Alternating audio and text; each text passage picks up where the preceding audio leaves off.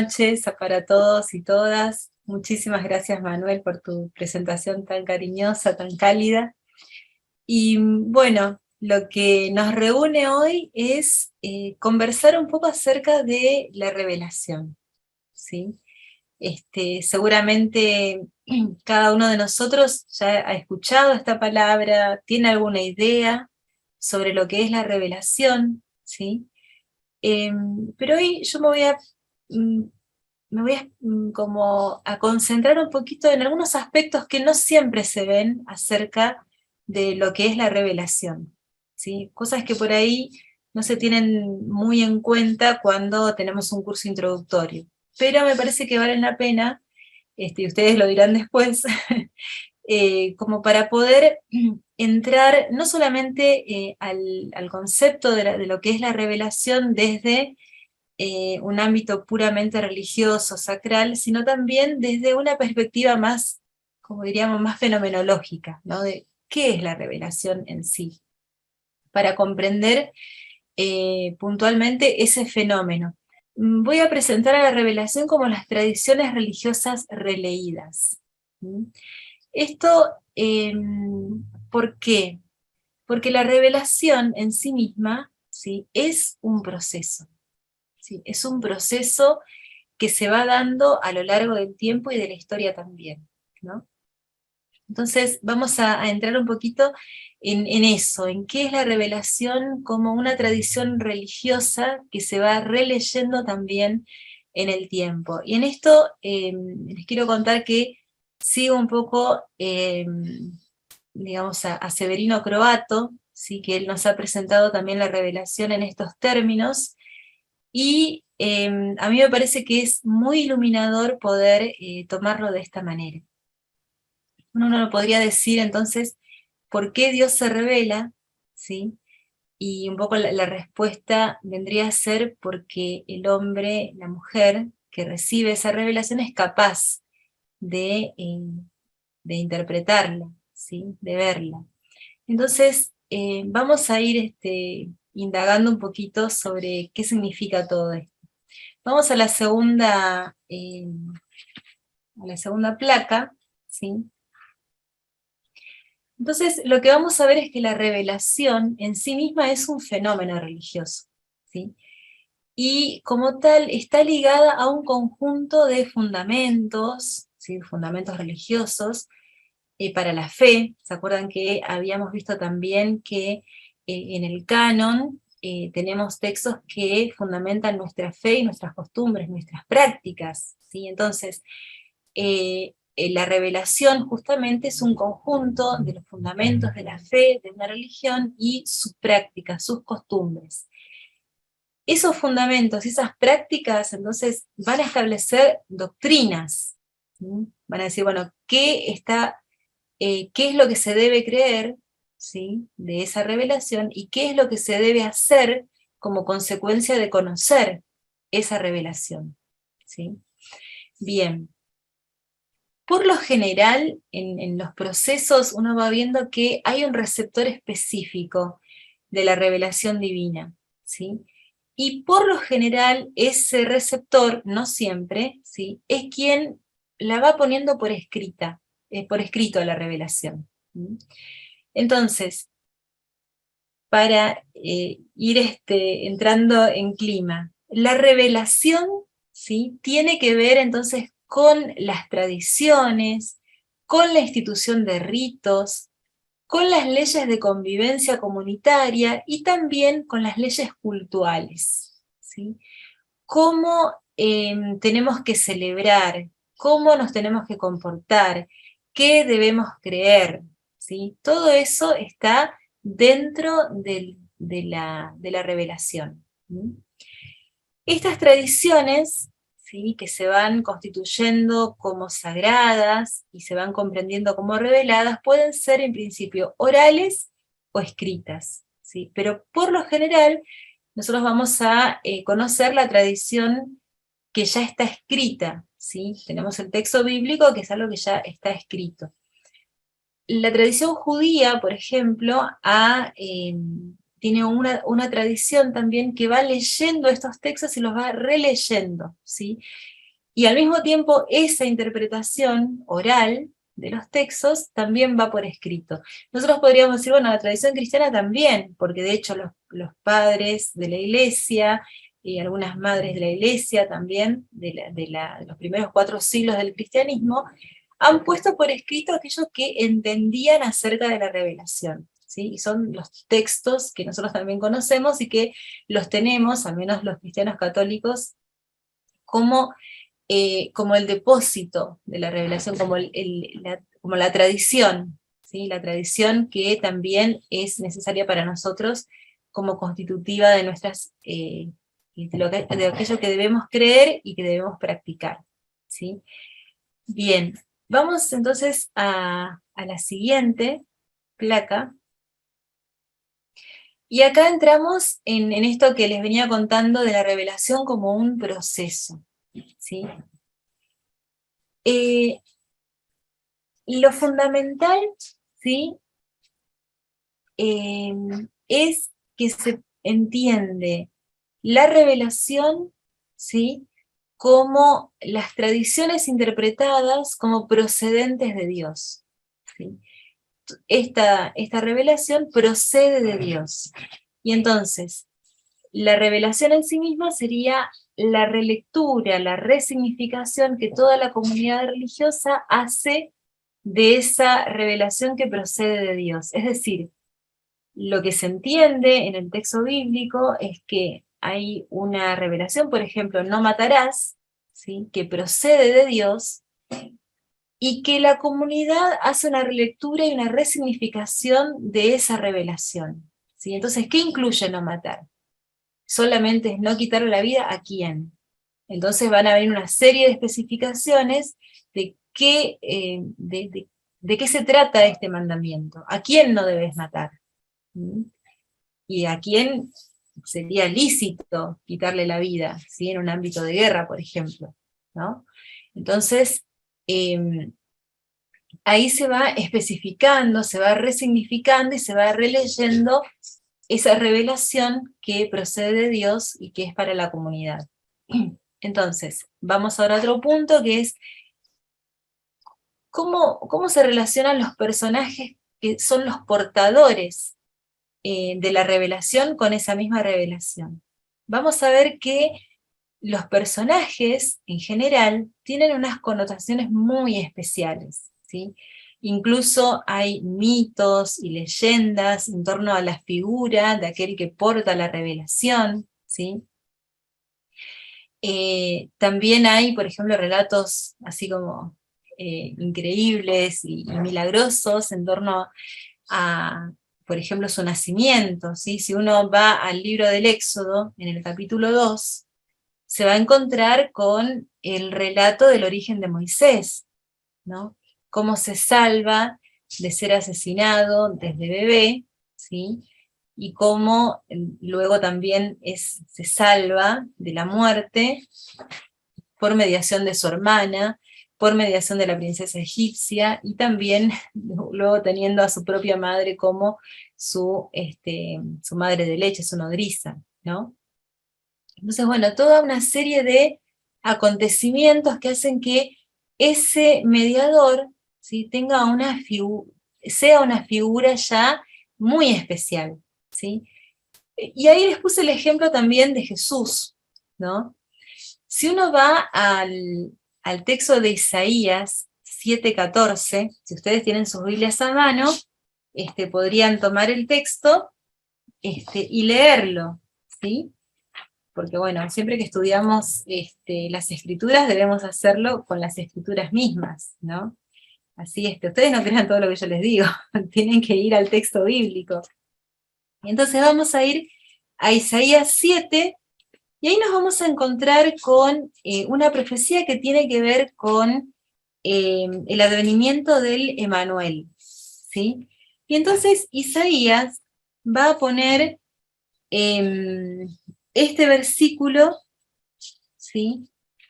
En torno a esa esperanza del Mesías. Iba a decir: Por eso el Señor mismo les dará un signo. Miren, la joven está embarazada y dará a luz un hijo, y lo llamará con el nombre de Emmanuel. ¿Sí? Esta es entonces la profecía que nosotros encontramos en Isaías 7:14, ¿sí? Y que tiene una particularidad, porque en el texto hebreo, ¿sí? Se utiliza para designar a esta joven el término alma, ¿sí? Que significa simplemente una mujer joven, una doncella, ¿sí? Alguien que está esperando un hijo. En cambio, cuando se traduce la Biblia del hebreo al griego, ¿sí? Y viendo que esta profecía no se había cumplido aún, ¿sí? Hay una reinterpretación por parte de aquellos que traducen el texto, ¿sí? Y en vez de poner el término griego para designar a una joven, ponen partenos, que es una mujer virgen, ¿sí? Entonces, la tradición evangélica toma, sobre todo en Mateo, toma este texto, y vean ustedes cómo traduce Mateo este versículo de Isaías 7:14, ¿sí? Lo va a traducir diferente. Si uno se va al texto bíblico, y acá lo tenemos, vamos a tener esto. Dice en el 7:22, todo esto sucedió para que se cumpliera lo que el Señor había anunciado por el profeta. La Virgen concebirá y dará a luz un hijo a quien pondrán el nombre de Emmanuel, que traducido significa Dios con nosotros.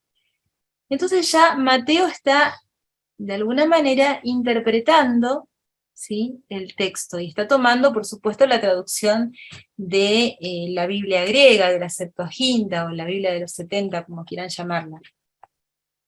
Entonces, la revelación, ¿sí?, también pasa por este proceso de interpretación y reinterpretación.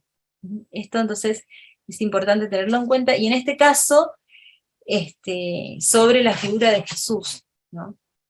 Así que, bueno, como para que lo tengan en cuenta, tomen nota, y vean también estos fenómenos que van sucediendo con los textos bíblicos, ¿sí? La misma Biblia, como habíamos hablado en el encuentro anterior, se va reinterpretando a sí misma, se va leyendo y releyendo, ¿sí? Por eso decíamos que la Biblia se lee completa y no solamente por partecitas, ¿sí? Bueno, vamos entonces con la otra placa que nos está esperando. Y vamos a ver entonces que la revelación en sí misma, ¿sí?, no es el punto de partida, ¿sí? La revelación no es el punto de partida. Nosotros generalmente entendemos que Dios se revela y que el ser humano toma esa revelación y la aplica a su vida, ¿no? A su culto, a su vida. Sin embargo, lo que estamos afirmando acá es que en realidad la revelación es un punto de llegada, ¿sí? Porque en definitiva lo que hace es afirmar y poner en valor las tradiciones que la comunidad que recibe la revelación considera sagradas y fundantes, ¿sí? Entonces, la revelación como tal, ¿sí?, puede marcar una distancia entre la experiencia de revelación y la revelación misma. Esto, que parece un trabalenguas, lo vamos a ver en un ejemplo que es, digamos, ilustrador, ¿no? Nosotros vamos a ver que en Éxodo 4, 18, nos vamos a encontrar con que, de motu propio, y por vaya a saber qué determinación, Moisés le dice a su suegro que va a volver a Egipto, ¿sí? Nos vamos a encontrar con Éxodo 4, 18, y Moisés le va a decir que, dice, luego Moisés se alejó de allí y al regresar a la casa de su suegro, Jetro, le dijo, permíteme volver a Egipto, donde están mis hermanos. Quiero ver si viven todavía. Jetro le respondió, puedes ir en paz. Pero fíjense lo que nos encontramos en el versículo siguiente. A esta decisión que venía de motu propio de Moisés, en el versículo siguiente le agrega una interpretación de aquel suceso. El Señor dijo a Moisés en Madián: regresa a Egipto, porque ya han muerto todos los que querían matarte. Es decir, en el 18, Moisés toma la decisión de volver, pero en el versículo 19 vuelve porque la iniciativa es de Dios, no de Moisés, sino que hay un mandato. Vos tenés que volver porque los que querían matarte ya no están. ¿Sí? Entonces, hay una distancia entre esa experiencia de revelación, ¿sí? La experiencia que Moisés mismo tiene acerca de la revelación y la revelación misma. ¿Sí? Hay siempre en toda revelación un elemento subjetivo de aquel que la recibe, ¿sí? Porque al mismo tiempo quien recibe esa revelación es quien la interpreta y es quien la comunica. De alguna manera, quien transmite la revelación, se podría decir como que es la muerte del autor, ¿no? Es, una vez que entrega la revelación, desaparece, ¿sí? Desaparece aquel que la transmite. Pero en los textos sagrados esto tiene también otra cuestión, ¿no? Porque no siempre sucede esto de la desaparición del autor que transmite, ¿sí? Sino que sucede algo que es muy interesante, porque hay también toda una mitificación, se podría decir, acerca de la figura de quien porta la revelación. Vamos a ir entonces a la siguiente placa, ¿sí? Y vamos a ver que hay textos, ¿sí?, que son considerados revelados y otros considerados solamente sagrados, ¿sí? Entonces, los textos sagrados son los que entran al canon como revelados, pero luego de un largo proceso, ¿sí? Habíamos visto, cuando tuvimos el encuentro sobre canon, que hay primero un canon consuetudinario, ¿sí? Un canon que es acordado, pero no definido aún, ¿sí? Es acordado entre los miembros de la comunidad.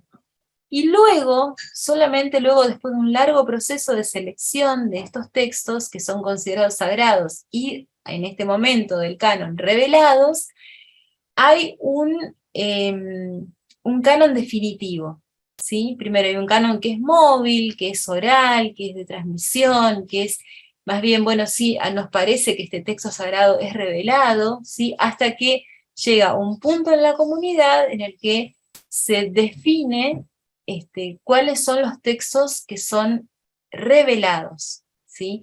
Y esto por lo general tiene un proceso bastante largo, ¿sí? Hay textos que en algún momento entraron al canon, luego salieron, luego entraron, luego salieron, algunos se quedaron y otros no, directamente. Entonces, siempre tenemos que ver todo esto no como algo fijo, ¿sí?, sino como un proceso, como un movimiento.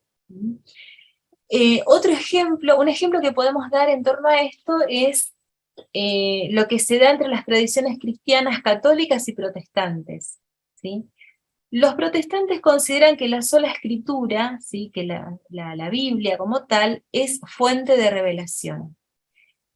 Los católicos consideramos que la tradición de la Iglesia también es decisiva para estipular ciertas doctrinas e incluso el culto, ¿sí? La forma en la que celebramos muchas veces tiene más que ver con la tradición que con el texto bíblico en sí.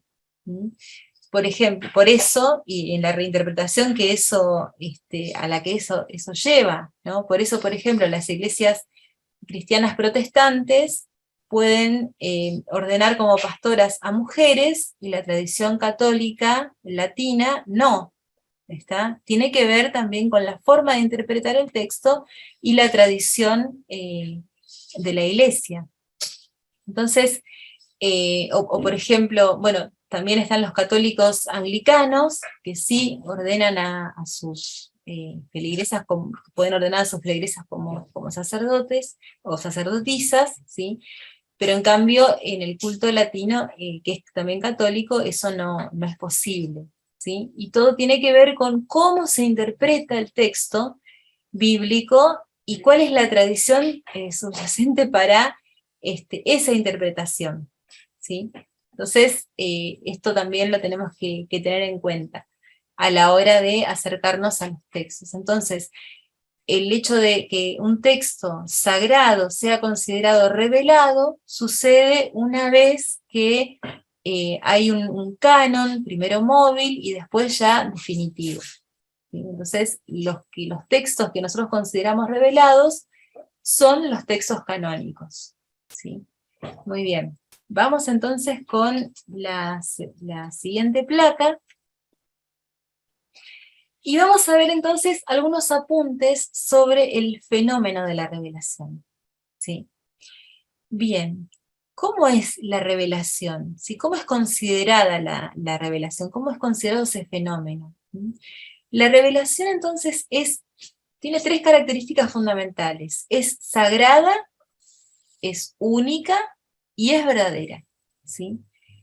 Y esto, por supuesto, cada religión dice lo mismo de sus propios textos sagrados. ¿Sí? Los cristianos decimos esto de nuestros textos sagrados, los judíos dicen esto de sus textos sagrados, de la Tanaj, ¿sí? Los árabes lo van a decir, los musulmanes lo van a decir del Corán, ¿sí?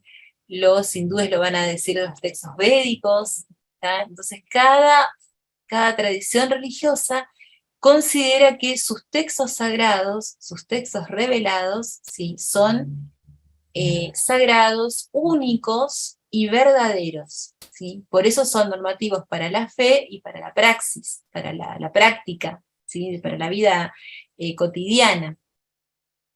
Entonces, nosotros tenemos que tener en cuenta que este factor, ¿sí? Nos ha llevado muchas veces a grandes divisiones, y es no entender de fondo, ¿sí? De qué va, de qué se trata una tradición religiosa en sí misma. ¿Sí? Que, bueno, las distintas tradiciones religiosas pueden convivir, ¿sí? Pacíficamente, y no en una posición que se postule como absoluta, ¿sí? O absolutista frente a las demás. ¿Sí? Hay, por ejemplo, algunas formas, ¿no? de decir, bueno, por ejemplo, la revelación, sobre la revelación es que otras religiones, por ejemplo, ¿no? O sea, que están fuera del marco de la iglesia, ¿sí? Tienen algunos vestigios de la revelación originaria.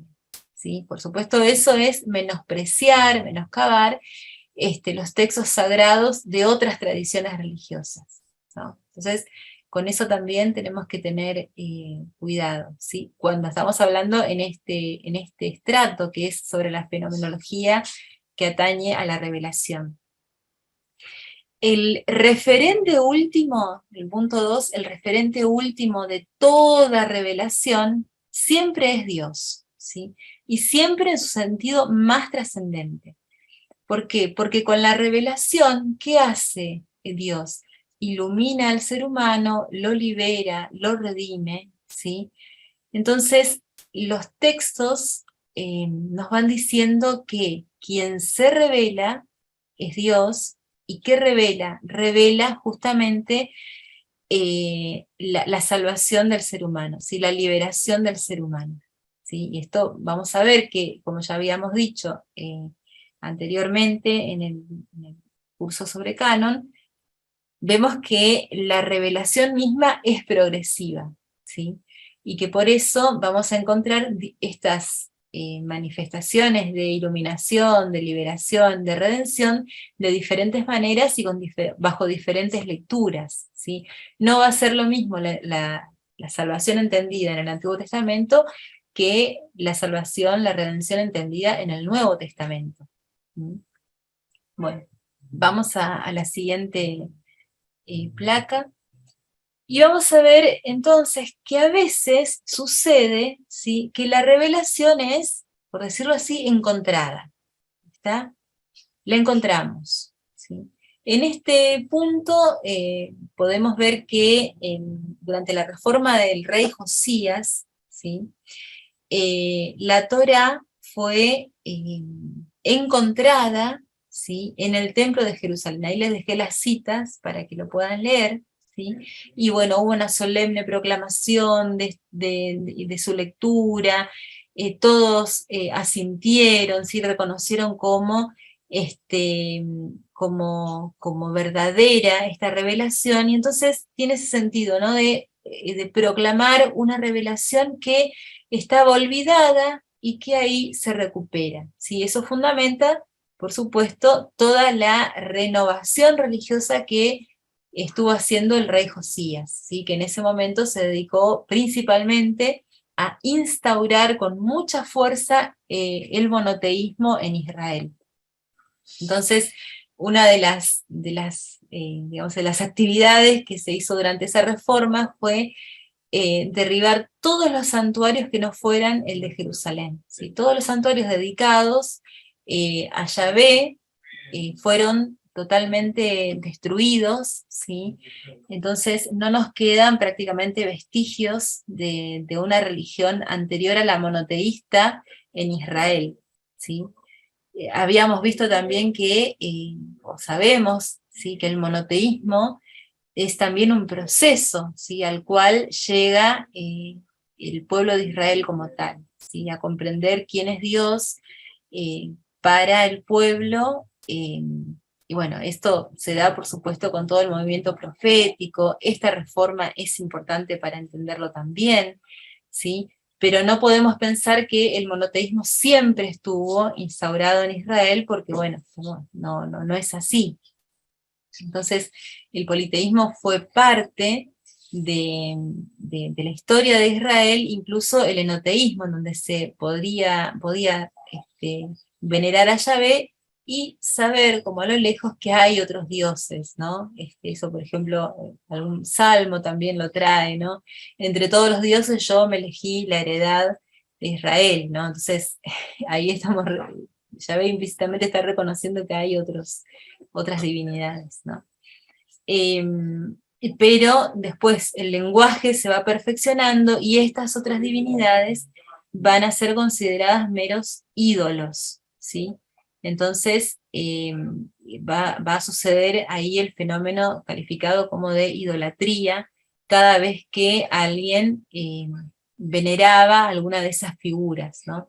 Tenemos que, como para pensarlo, tenemos que ver, bueno, me hace falta lluvia, bueno, le rezo a Baal, ¿sí? Me hace falta que las cosechas produzcan abundantes frutos, le rezo a Yerá, a Astarté, que son las diosas de la fertilidad. Entonces, esto es parte de la religión cananea, ¿sí?, es parte de la religión que precede a la formación del pueblo de Israel, y también queda en la memoria del pueblo, ¿sí? Va a ser en el libro de Oseas, en donde nosotros nos vamos a encontrar con textos como: vos no reconocías que era yo quien te daba el mosto, la miel, la leche, la cebada, la flor de harina, y sin embargo vos te ibas detrás de otros que eran ídolos, ¿no? No reconociste que era yo quien te daba todo eso, le dice Yahvé al pueblo de Israel, ¿no? Entonces, bueno, ahí también, bueno, ese es un tema apasionante, así que seguramente en algún momento lo podremos trabajar en profundidad. Pero no me voy a detener más en esto porque si no, no vamos a terminar lo que tenemos que hacer hoy. Bueno, entonces, la revelación, ¿sí?, como tal, siempre proviene de Dios y en ella está contenida la verdad, ¿sí?, la verdad con mayúscula. Si la comunidad que recibe la revelación no considera que en esa revelación se concentra toda la verdad acerca de Dios, acerca de su voluntad, acerca del misterio del ser humano, acerca de por qué estamos acá, para qué, y hacia dónde vamos a ir, hacia dónde estamos yendo, ¿sí?, no tendría sentido, ¿sí? Si una comunidad no creyera que en la palabra, en la Biblia, si estuviera contenida toda la verdad que el ser humano necesita para su redención, no tendría sentido realmente nada. O sea, no tendría sentido tenerlo como un texto sagrado. Entonces, vamos a la siguiente placa. Bueno, em, por supuesto que la revelación muchas veces tiene un carácter misterioso, ¿sí? Muchas veces la revelación como tal no se comprende en ciertos contextos, ¿sí? Y por eso es necesario muchas veces reinterpretarlo. ¿Sí? Entonces, al mismo tiempo que la revelación tiene un carácter misterioso, ¿sí? La transmisión de esa revelación está mediada por personajes particulares, ¿sí? Con una honda intimidad con Dios, ¿sí? En este sentido, los profetas son unos grandes ejemplos para esto, para ilustrar esto, ¿no? Incluso, bueno, algunos que no están dentro del corpus profético, pero sí son considerados profetas también, por ejemplo Moisés, que podía hablar cara a cara con Yahvé, ¿sí? O Elías también, que tenía estas conversaciones con Dios, y de alguna manera también es quien va revelando quién es el verdadero Dios de Israel, ¿no? En esa épica lucha contra los profetas de Baal, ¿no? Entonces, la revelación, ¿sí? Está transmitida muchas veces por personajes con características personales bien particulares, ¿sí? Y esto es importante, la intimidad del que transmite la revelación con Dios, ¿sí? Una gran intimidad. Entonces, vamos a otro punto importante, que es que la lengua en la que se transmite la revelación, ¿sí? Se vuelve también una lengua sagrada, ¿sí? Entonces ahí les puse un ejemplo. En este caso, por ejemplo, del hebreo para la Torá, del sánscrito para los escritos védicos, del árabe para el Corán. ¿Sí?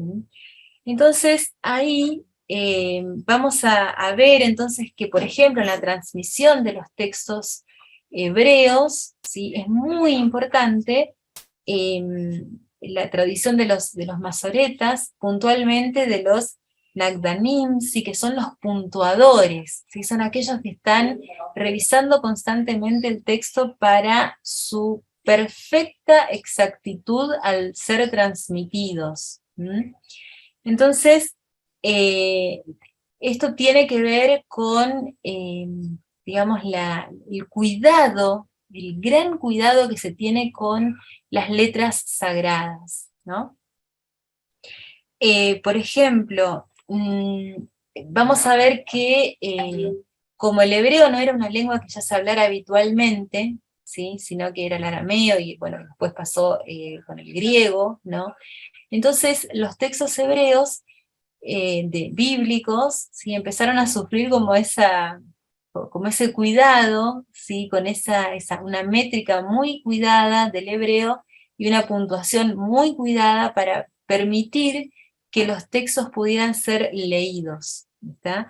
Ustedes saben que en el hebreo, en el paleohebreo, el hebreo no tiene un sistema de vocalización, sino que son solamente consonantes, ¿sí? Y estos masoretas, estos Nagdanim, ¿sí? Fueron ayudando a leer el texto con estos puntos, serían puntos y rayitas en su mayoría, para poder leer el texto. Y además, bueno, tienen todo un sistema para que el texto sea transmitido tal cual, página por página, ¿sí? No es que si me equivoqué puedo borrar, es una cosa que es inadmisible en la transmisión de las letras sagradas, y además hay todo un sistema de contabilización de palabras, de letras, también dentro del cuadro que se va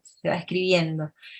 Y además se dan normas de lectura, ¿sí? Que son muy específicas para los casos que ofrecen mayor dificultad en la lectura, ¿sí? Pero sin modificar la escritura. El texto como tal, el texto sagrado, no se puede tocar, no se puede modificar.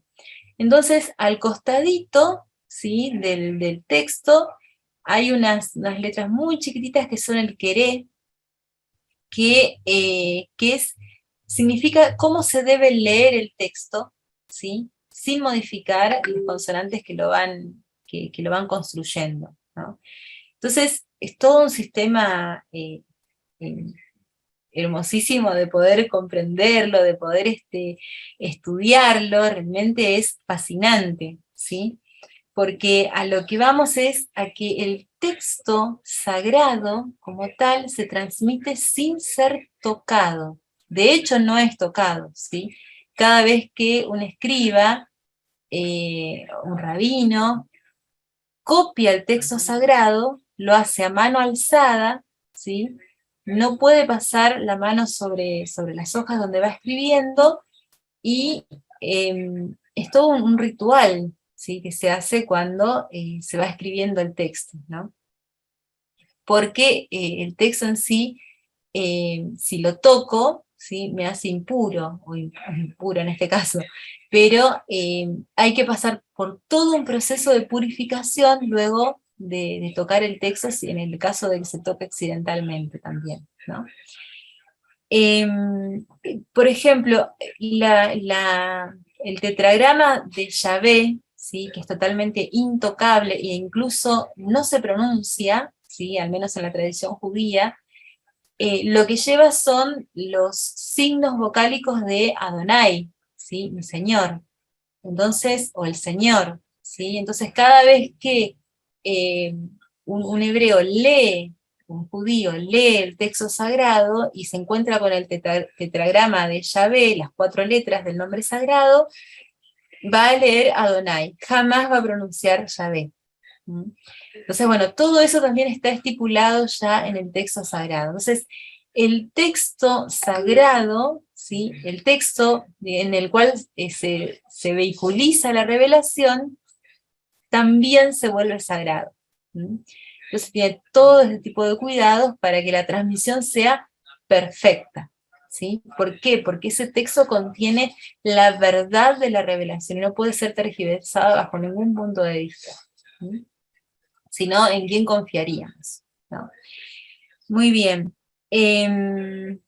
Vamos entonces con que también el texto sagrado de la revelación no se transmite de cualquier manera, ¿sí? Esto que acabamos de decir, que hay reglas específicas para su escritura, y que el texto mismo, ¿sí?, el texto mismo es venerado como sagrado. Y ahí ustedes se pueden encontrar con un pequeño y breve texto del Apocalipsis, ¿sí?, en donde nos vamos a encontrar con una afirmación que tiene que ver con esto, que es Apocalipsis 1.1, versículo 3. ¿Mm? Y dice lo siguiente: feliz el que lea y felices los que escuchen las palabras de esta profecía y tengan en cuenta lo que está escrito en ella, porque el tiempo se acerca. ¿Sí? Entonces, es un texto sagrado y otorga bendición, otorga felicidad, otorga una buena vida a quien la lee y la escucha. ¿Sí? A quien lee y escucha las palabras sagradas. ¿Sí? Entonces, esto, feliz el que lea, felices los que escuchen las palabras de esta profecía, ¿no? Entonces, el texto mismo como tal es el que otorga bienaventuranza. ¿Mm? Bien, hay otro punto muy interesante que no lo vamos a desarrollar ampliamente en esta exposición, porque bueno, no, sería muy largo, ¿sí? Pero hay que tener en cuenta que la revelación, ¿sí?, siempre se retrotrae al origen de todo, ¿sí?, a un principio como por ejemplo el de la creación, ¿sí? Si uno utiliza la lógica, ¿sí?, diría, bueno, eh, uno se encuentra con el relato del Génesis y ahí está revelado cómo ha sido creado el mundo. Pero como nos preguntan los chicos del nivel inicial o del jardincito, del kinder, y los chicos de la primaria, nos dicen, bueno, pero señor, profe, ¿y quién estaba tomando nota de lo que Dios estaba haciendo? ¿No? Entonces los chicos nos llevan de lleno a esa pregunta, ¿no? ¿Cómo es que se sabe que Dios lo hizo así? ¿Está? Entonces, bueno, ahí el catequista o el profe de religión se las ve realmente complicadas y es que tampoco tiene en cuenta esta cuestión, ¿no? Que estos textos sagrados, ¿sí? Están como punto de llegada de una tradición acerca de cómo el pueblo de Israel creyó durante digamos, su vida y su historia, cómo fue creado el mundo, ¿sí? Uno puede decir, bueno, pero ¿cómo? Bueno, obviamente no nos vamos a meter de lleno en esto, pero decir, bueno, ¿cómo es relatado el origen de todo? ¿Sí? Y ahí tenemos mínimo entre los 2 o 3 primeros capítulos del Génesis, diferentes tradiciones, una tradición sacerdotal, una tradición yavista, que nos van a contar el origen de diferentes maneras. Y tenemos un relato de creación en Génesis 1 y un segundo relato de creación en Génesis 2. Entonces, eso, ¿no? La revelación siempre se retrotrae al origen, porque el origen, ¿sí? Es el estado ideal. Es el estado, en realidad el origen es el estado al que nosotros deberíamos tender, ¿sí? Entonces, nos cuentan la revelación desde el origen para que también sepamos cómo debiéramos ser como comunidad. Lo mismo sucede, por ejemplo, con las primeras comunidades cristianas, ¿sí? Nosotros tenemos en Hechos 2, 42-46, la comunidad ideal, ¿sí? Todos rezaban unidos, todo el mundo los quería, y se repite un montón de veces que todos vivían unidos y que estaban, y que compartían todo, ¿sí? Después vamos a seguir leyendo en el libro de Hechos, en las cartas paulinas, que la cosa parece que no era tan ideal como se la eh, presenta en Hechos 2, ¿no? Entonces lo que tenemos que ver es que ese es el ideal, ¿sí? Hacia ahí tenemos que tender, hacia ahí estamos yendo siempre, ¿sí? A ser una comunidad unida, sinodal, una comunidad que respete a todos, una comunidad que comparte, una comunidad en la cual a nadie les falta nada porque todos ponen sus cosas en común y entonces a nadie les falta una vivienda, a nadie les falta alimento, a nadie les falta absolutamente nada para vivir dignamente, ¿no? Entonces, es eso, ese es el sentido, ¿no? La revelación entonces siempre se retrotrae también al origen de todo, ¿sí? Ya sea de la creación, ¿sí? O en este caso del Nuevo Testamento, al origen, por ejemplo, de las comunidades cristianas, ¿no? Vamos a la siguiente placa. Bien. Entonces, vamos a ver que el contenido de la revelación, ¿sí? No es puramente humano, ¿sí? Es decir, sí es verdad que son personas y comunidades las que escriben los textos sagrados, pero la noción misma de revelación divina dice que Dios de alguna manera se revela, ¿sí? Entonces, si vamos al Evangelio de Juan, en el capítulo 1, versículo 17, nos vamos a encontrar con esta apreciación que hace el evangelista. Porque la ley fue dada por medio de Moisés. Pero la gracia y la verdad nos han llegado por Jesucristo. Entonces, ahí es otro cantar, ¿está? La ley nos fue dada por Moisés, pero la gracia y la verdad, es decir, la verdad de toda la revelación, la verdad de absolutamente toda nuestra existencia cristiana, nos ha sido dado por Jesucristo. ¿Está? Y después tenemos también un texto de la primera carta a Timoteo, de las cartas pastorales, ¿sí? Y nos vamos a encontrar entonces con el capítulo 4, en el versículo 3, a ver si lo puedo encontrar. A ver, Timoteo, acá. Primera carta de Timoteo, capítulo 4, dice lo siguiente. Esa gente proscribe el matrimonio, es decir, o unos falsos ascetas que estaban ahí dando vueltas, esa gente proscribe el matrimonio y prohíbe el consumo de determinados alimentos que Dios creó para los creyentes, y los conocedores de la verdad los comieran dando gracias. Entonces, por supuesto está denunciando la presencia de personas que están tergiversando la verdad de la revelación, ¿sí? Hay gente que no está entendiendo nada, dice el autor de la carta a Timoteo. No entienden que están prohibiendo, primero que están proscribiendo el matrimonio, que nada que ver, dice el autor. Entonces, y después aparte se prohíben comer los alimentos que Dios creó para que los creyentes, es decir, los que tienen fe en Cristo, y todos los que conocen la verdad de la revelación, la verdad, ¿sí?, con ellos se alimentan. Entonces, esto también tenerlo en cuenta. Si ahí volvemos otra vez a la noción de verdad que tiene la revelación. En el versículo 6, ¿sí?, vamos a ver. Si explicas todo esto a los hermanos, serás un buen servidor de Cristo Jesús, alimentado por las enseñanzas de la fe y de la buena doctrina, ¿sí?, de la buena doctrina que siempre seguiste fielmente.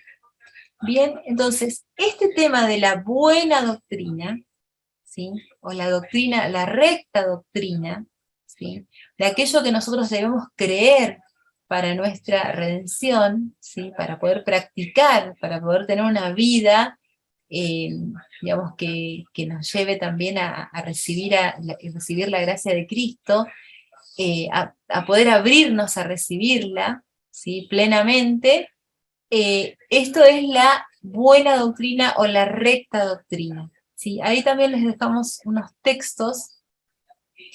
En el versículo 10 se vuelve a hablar sobre la buena doctrina, en el capítulo 6, en la segunda carta a Timoteo, en la carta a Tito, ¿sí? Ahí tienen varias citas que hablan de este tema de la buena doctrina. Entonces, vamos a ver que este es un lenguaje propio de las cartas deuteropaulinas o tritopaulinas, ¿sí?, de las comunidades que ya están en otra generación, o sea, siempre dentro de lo que son las comunidades primitivas, pero tenemos una primera generación con Pablo, ¿sí?, Pablo de Tarso, y después vamos a tener también estas demás generaciones en donde son los discípulos de Pablo, los seguidores de la doctrina paulina, quienes escriben en nombre de Pablo, ¿no? Entonces, son estas cartas pastorales o deutero o trito-paulinas, ¿sí? Se van dividiendo de esa manera porque son posteriores a Pablo, ¿sí? Entonces, hay en esas cartas, que ya están en otra situación las comunidades, tienen que ver más con los desvíos doctrinales, ¿sí?, de las doctrinas, de la doctrina o de la revelación, transmitida por los mismos apóstoles, ¿sí? Entonces, por eso ese hincapié en la recta doctrina, ¿sí?, en cuidarla, ¿sí?, en cuidar la recta doctrina, en cuidar la revelación, en definitiva, ¿sí? Entonces, después tenemos esa misma noción, ¿sí?, de la perfección de la revelación, de la verdad de la revelación, también en el Antiguo Testamento, ¿sí?, en Deuteronomio, en Proverbios, en Eclesiástico, ¿sí?, tenemos también estas nociones acerca de la superioridad de la revelación de Dios en el Sinaí, ¿sí?, del otorgamiento de su ley, del sellamento de la alianza, ¿sí? Y esta revelación es superior a cualquiera que haya tenido cualquier otro pueblo sobre la faz de la tierra, ¿no? Bien, vamos entonces con la siguiente placa, ¿sí? En cuanto a los mediadores de la revelación, ¿sí?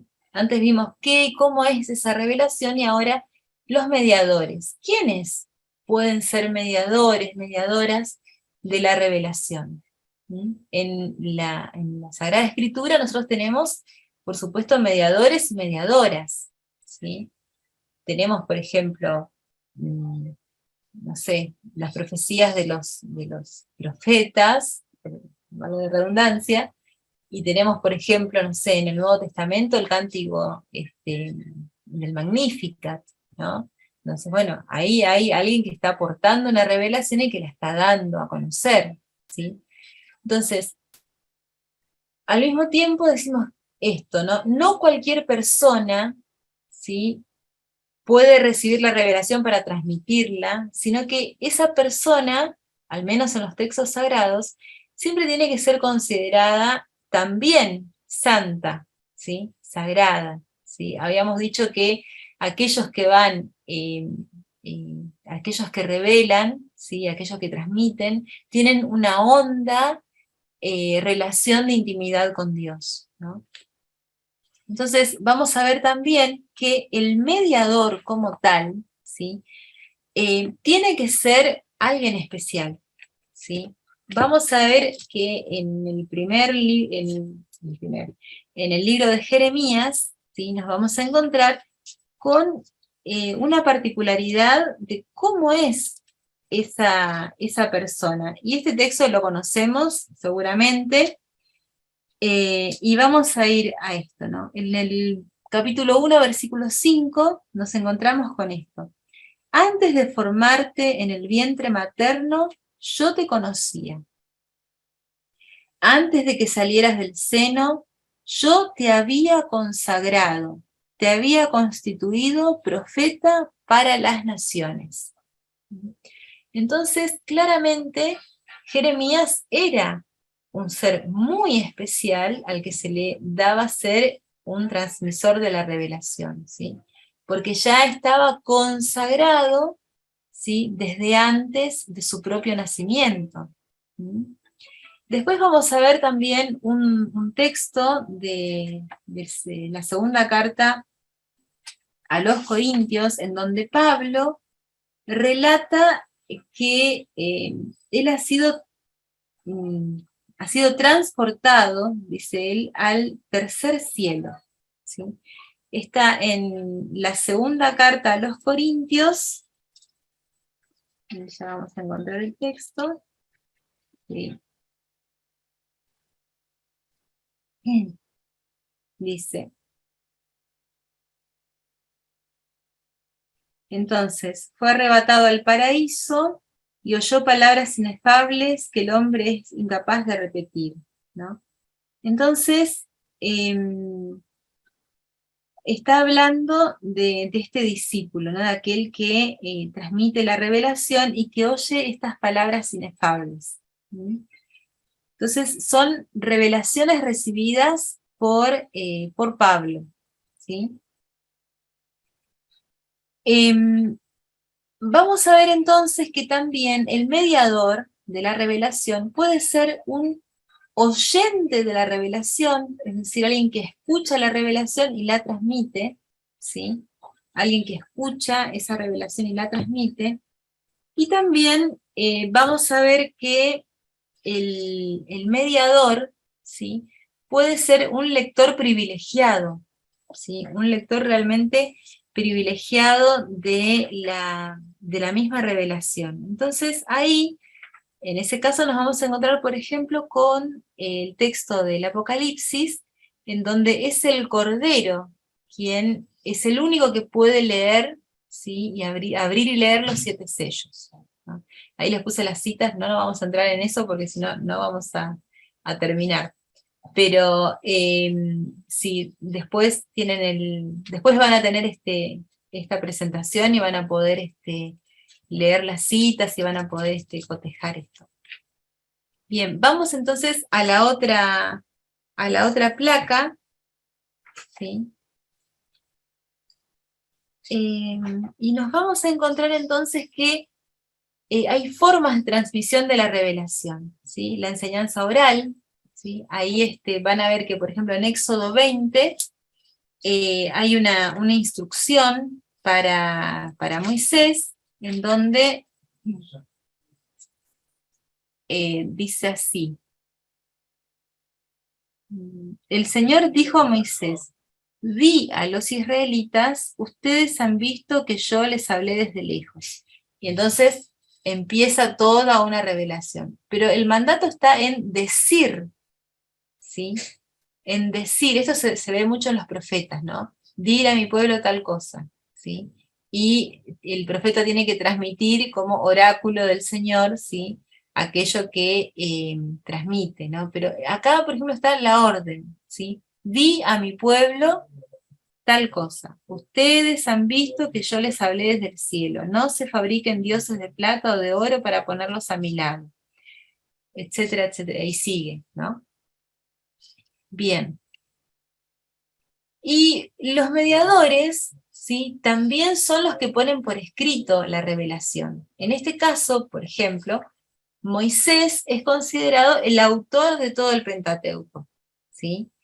Entonces nosotros hablamos de una ley mosaica, ¿sí? Hablamos de cuando de que Moisés dijo tal cosa, por ejemplo, en el Pentateuco, ¿sí?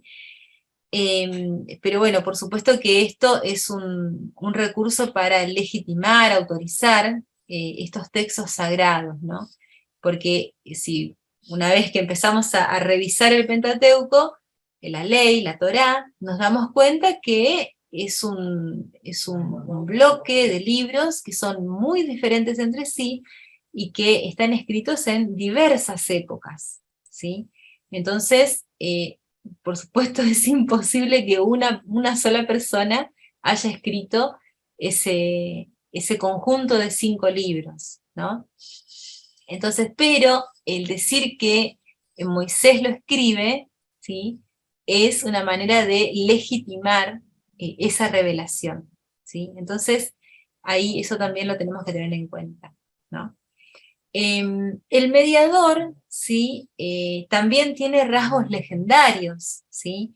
Y otra vez, ¿no? Moisés, cuando recibe las tablas de la ley, las recibe en medio de una teofanía, de una manifestación impresionante de Yahvé, ¿no? De Dios que se revela de esa manera, ¿sí? En una nube, en la montaña, bueno, es una teofanía, ¿sí? Una manifestación de Dios, ¿no? Y esto, acá entramos en otro tema que también, que tiene que ver con el mediador, ¿sí? El mediador de la revelación, ¿sí? También puede ser considerado un salvador, ¿sí? Y esto se puede ejemplificar, por ejemplo, en la carta a Timoteo, en el capítulo 2, ¿sí? Y vamos a ver si la encontramos rápidamente. 2, del 5 al 6. Dice lo siguiente: hay un solo Dios y un solo mediador entre Dios y los hombres, Jesucristo, hombre él también, que se entregó a sí mismo para rescatar a todos. Este es el testimonio que él dio a su debido tiempo. ¿Está? Entonces, el mismo mediador, el único, dice el autor de la carta a Timoteo, ¿sí? Es al mismo tiempo el que está designado para rescatar a todos, ¿no? Hay una identificación entre el mediador de la revelación y la redención, ¿sí? El mismo que es mediador es redentor. Esto también lo vamos a encontrar así como bastante esquematizado en la presentación en la carta a los Hebreos, ¿sí? Que es una carta en donde uno puede ir percibiendo todo lo que es la tradición, la tradición sacerdotal como tal, ¿no? Entonces, bueno, es una carta que tiene un hondo cariño hacia todo lo que tiene que ver con el culto, ¿sí? Entonces, obviamente, la figura de Cristo como mediador va a ser totalmente ensalzada, alabada, y se nos va a invitar a poner la fe también en que es este mediador Jesucristo es el Salvador, ¿sí? Y que el Salvador es el mediador de la revelación de Dios. Entonces, bueno, también es un tema sumamente apasionante y que seguramente ustedes también van a disfrutar leyendo estos textos luego cuando puedan estudiar el tema. ¿Mm? Vamos a la siguiente presentación, que Esa es la última que esta es la mencioné. última. Bueno, entonces, vamos a tomar algunos puntos entonces, con respecto a esto, y en la medida en que ustedes quieran y deseen, pueden hacer sus preguntas, sus consultas. Esta no yo soy consciente de que no es una presentación tradicional acerca de lo que es la revelación, porque uno diría, bueno, ¿por qué no empezó con Éxodo 3? ¿No? Con la revelación de Yahvé a Moisés, ese tipo de cosas. Bueno, yo sé que ustedes saben un montón de Sagrada Escritura, así que bueno, les quise traer esto que es un poquito diferente a lo que por ahí estamos acostumbrados a ver cuando trabajamos con el tema de la revelación. Por supuesto que también podemos estudiar los textos más tradicionales y las formas más tradicionales de dar el tema. Pero bueno, les quise como traer esta cuestión que tiene que ver también con la fenomenología que estudia justamente el fenómeno de la revelación. ¿Mm? Así que bueno, abro las preguntas, las consultas, los pareceres, las resonancias que tengan, ¿sí? Sí, con respecto al tema.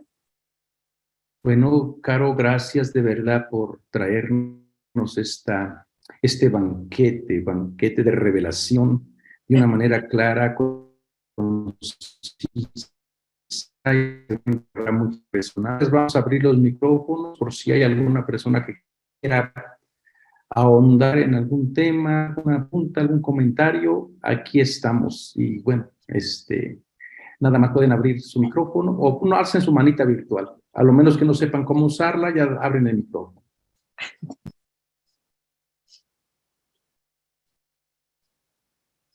Quedó todo claro, parece.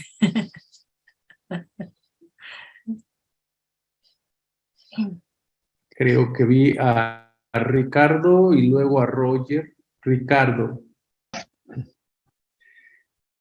¿Me escuchan? Porque tengo ahora un aparatijo aquí. ¿Me escuchan o no? Sí. Uy, sí, Ricardo. Bueno, yo acabo de escuchar y tengo 1.000.000 de preguntas y dudas porque yo creo que ¿no sería mejor haber cambiado el título de revelación por imposición? Esa es mi pregunta.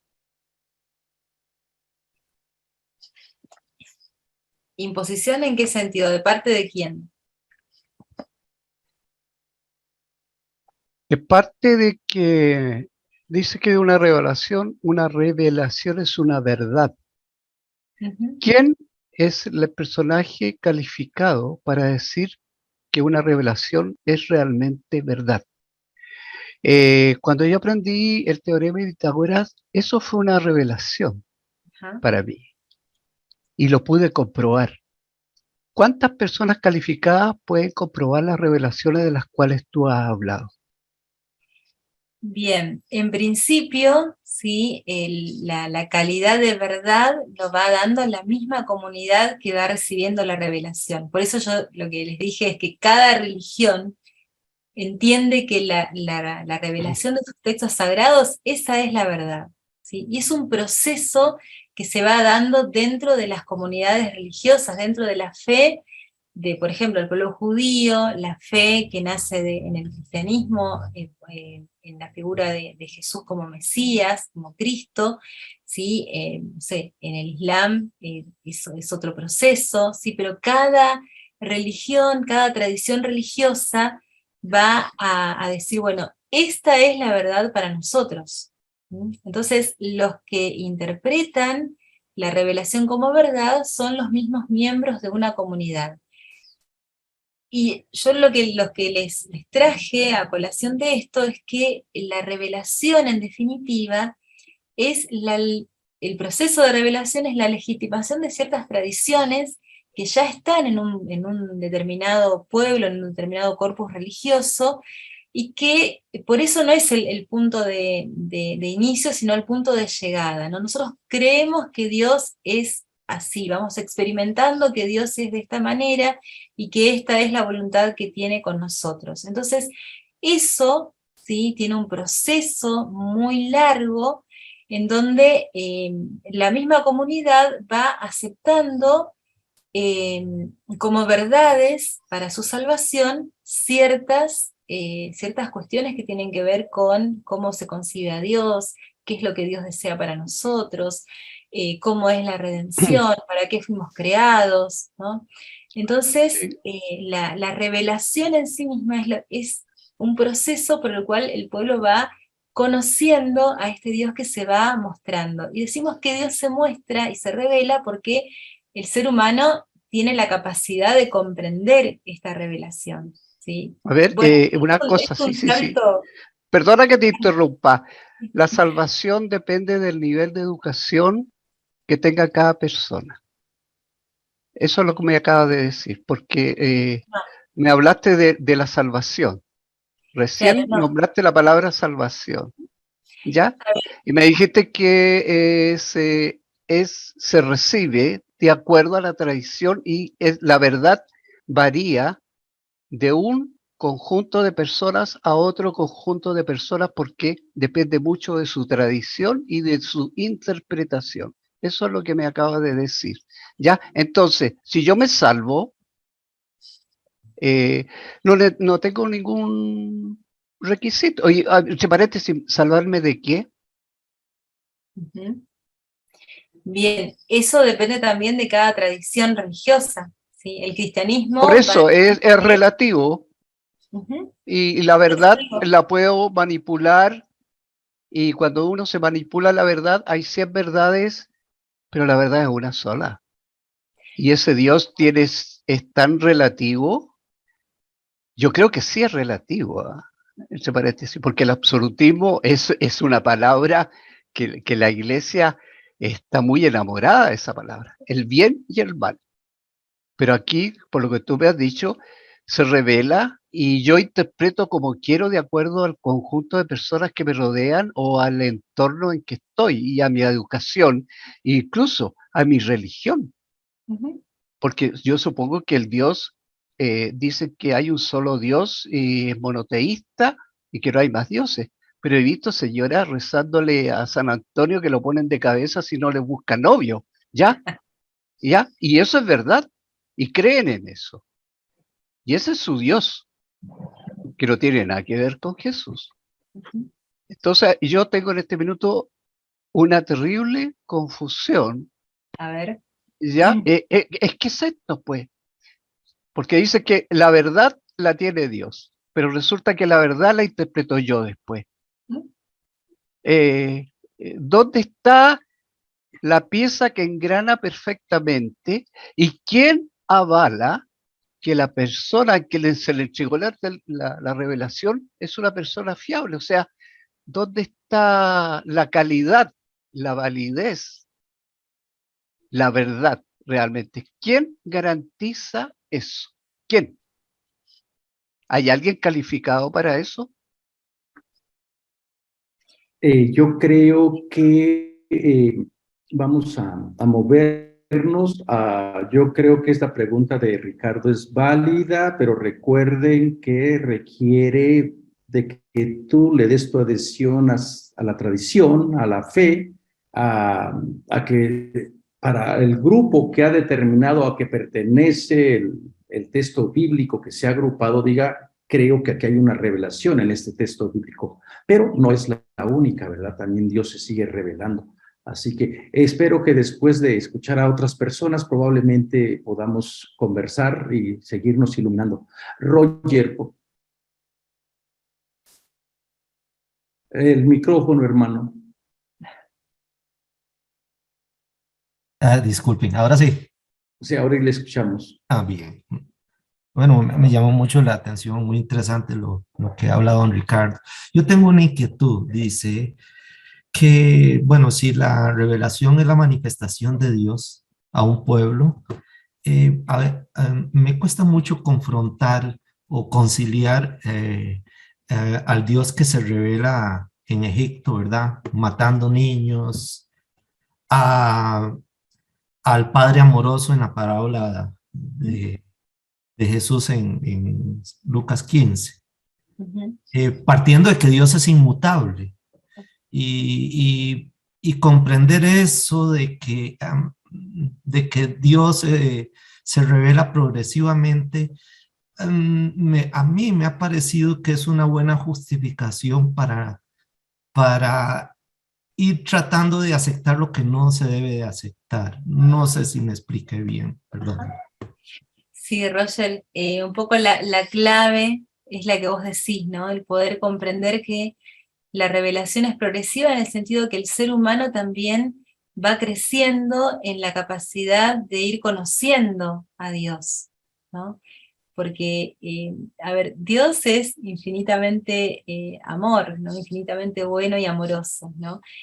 Ahora, cuando, digamos, nosotros vemos en los textos bíblicos a un Dios colérico, un Dios vengativo, un Dios que hace que todos los egipcios perezcan en el Mar Rojo y todo ese tipo de cosas que a nuestra sensibilidad realmente es muy fuerte, ¿sí? Tenemos que ir comprendiendo también que en el afán de ir conociendo a Dios, ¿sí? El ser humano también le ha puesto ciertas características que son más bien humanas. ¿Mm? Hay un antropomorfismo ahí muy fuerte en el sentido de que, bueno, Dios es vengativo porque yo necesito venganza, ¿sí? Entonces voy poniendo en Dios todas las cuestiones que yo necesito resolver como comunidad, como pueblo en este punto, ¿no? Entonces, la revelación, en definitiva, en este punto se ve como velada, ¿sí? Pero es la comprensión que el ser humano va teniendo. Nosotros, a lo largo de nuestra vida, tampoco vamos viendo a Dios tal cual es, desde que somos niños hasta adultos. Es progresivo, vamos comprendiendo quién es Dios a partir de los sucesos de nuestra propia vida, de nuestra propia comunidad, y lo vamos descubriendo justamente en nuestra vida. Lo mismo le sucede al pueblo de Israel en este caso, ¿no? Va descubriendo a Dios en su propio caminar, en su propia historia. Entonces fíjense, por ejemplo, en el libro de Oseas, en el capítulo 9, ¿sí? Yo amé a Efraín y lo levanté contra mi mejilla como quien levanta a un niño contra su mejilla, ¿no? Lo até con lazos de amor, le enseñé a caminar, ¿sí? Porque todo eso que tiene que ver, termina diciendo Dios, todo esto porque yo soy Dios y no varón, ¿no? Soy Dios y no hombre. Entonces, en el capítulo siguiente, sin mediaciones, claro, prácticamente, otra vez el lenguaje de violencia, de poder exterminar al que no piensa como yo.